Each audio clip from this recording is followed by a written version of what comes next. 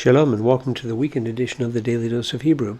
Today we're looking at Jeremiah chapter 8, verse 3, sort of bringing to a conclusion the subsection which started in 8:1 with the words "at that time." It may actually go back to chapter 7, verse 30. We've been talking about the slaughter which the Lord is sending as punishment for his people who have turned to idolatry. And in chapter 8, verses 1 and 2, even the bones of the people which had been buried will be brought out and exposed to the sun, the moon, and the stars, some of the objects they were worshiping at that time as an ultimate indignity. And what about those who managed to escape somehow from this destruction which is coming? Well, we're going to talk about them in this verse, so let's go ahead and read it as we get started. V'nivchar mavet mechayim lekol hasherit hanisharim min hamishpacha hara'ah hazot bekol hamakomot hanisharim asher hidachtim sham ne'um Adonai Tzevaot. Well, we start with this word here, and you may recognize the root inside. That's the verbal idea to choose from those three letters there. And with this vav on the front and a nun here, you might think, well, is that a first common plural? No, in the context it's quite obvious. This is going to be a perfect consecutive. And we know it's perfect consecutive, not just because of the form, which isn't 100% sure, but because of the context. We've been talking about what's going to happen in the previous verses, so we're still oriented toward the future. So we know that that's a consecutive there. And this is a 3ms, not a first common singular, or first common plural. It's not that. It's a 3ms, and it's nifal. So the nun that's here, that's the prefix of the nifal. And from the root bachar, which means in the cow to choose, so the nifal would be to be chosen. So it will be chosen, and the subject is this word here, right afterwards, mavet, which means death. So death will be chosen from, you can almost guess this one, life, chayim. And here's our preposition min. The nun cannot assimilate into the guttural, so you lengthen the vowel over here instead. So death will be chosen from life. That is on a min of comparison, in comparison to life, in preference to life. Well, who's going to make this terrible choice here? For all the remainder. Here's our article here, and shalit is a noun which means to be left over, the remainder in this case, or the remnant. You can see the verbal root of the sheen, aleph, resh is going to show up in a couple more places over here as well, to be left over. So for all the remnant, and then this, what do we have here? This is actually going to be a nifal participle with an article in the front. So this is a participle. It's going to be a masculine plural participle. You see the im right here, and I said it's a nifal. There's a nun at the beginning of it from the same verbal root, sha'ar, to be left over. So the remnant, those who are left over. So this is sort of a collective idea here. It's singular, but the participle being used sort of in an adjectival way has this plural idea. The remnant, those who are left over from hamishpacha. Now here again is our article, and mishpacha, you may know this word as clan or family. It can actually be almost a synonym of nation or people in some context here. From the family or the clan, the evil clan, and then hazot, this evil clan, this evil family, this evil people, referring unfortunately to God's people here. So these are the ones, the remnant of who are left over from this evil people, this evil nation, clan, are the ones who will choose death over life.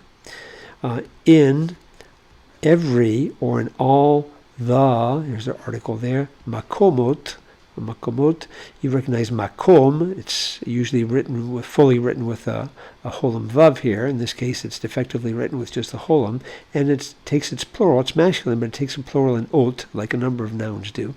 So in all the places. Now this one here, this is exactly what we have up here. This is a participle masculine plural nifal from the verb sha'ar. And it becomes a little bit peculiar to figure out, well, what role is this actually playing here? It could be a construct, all the places of those who are left over, in other words, all the places where they go, But if it's all the places of, this would be in construct, and it's a little unusual because we have an article at the beginning, and if it's in construct, you don't usually see an article at the beginning of the construct chain. You see it at the end. So it could happen. There are some cases where there does appear to be an article at the beginning of a construct chain, but that's not the usual pattern. So that's one possibility, a little unusual. Another possibility is that this is actually a tautography, that is a repetition by accident. You can see you have the word here, and depending on how the text was laid out in the Hebrew manuscripts that were being copied, a scribe could easily have recopied this word from the earlier line over here. And it's curious because the Septuagint translation, as well as the Syriac, does not have a second translation for this word. It's just sort of skipped over. And a lot of our modern translations sort of skip over it as well. So we could translate it in every place, or in all the places of those left over, or in all the places, and then pick it up over here, which, what is this over here? Well, a little bit tricky on this one. The mem at the end is actually going to be a pronoun suffix. So this is going to be a third masculine plural suffix. And then here at the beginning looks like it might be a hifil here. And the T ending of it, okay, so maybe this is a perfect, and that's what it is. It's a perfect first common singular. So it's a first common singular with that T ending. And the verb is actually, we see this dogish right there, that might be an indication, and in this case it is, of a noun, nadak, which means to banish or to thrust out. It does exist in the Cal. It's usually found in the Nifal, to be banished, to be thrust out.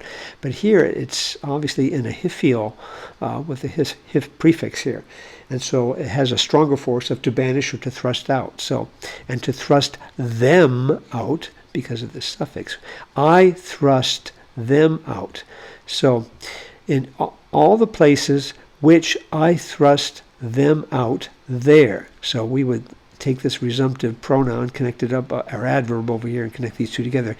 In every place where I thrust them out, an oracle of Yahweh of hosts, says the Lord of hosts.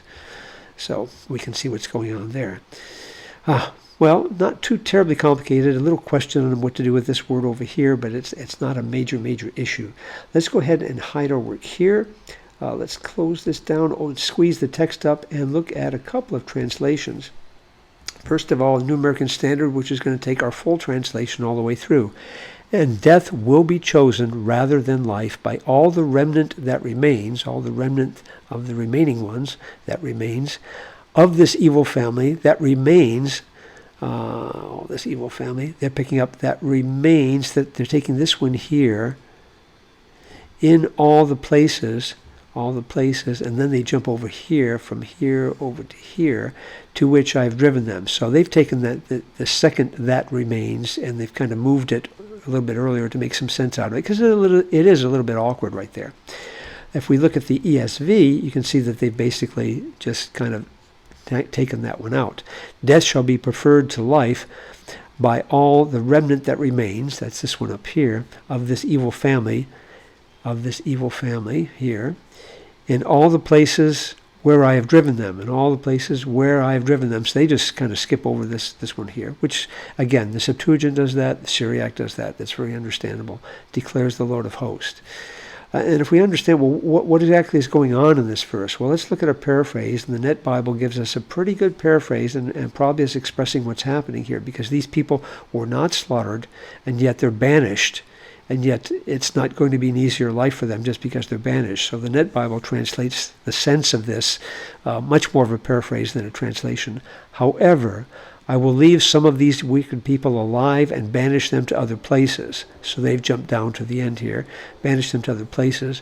But wherever these people who survive may go, they will wish they had died rather than lived.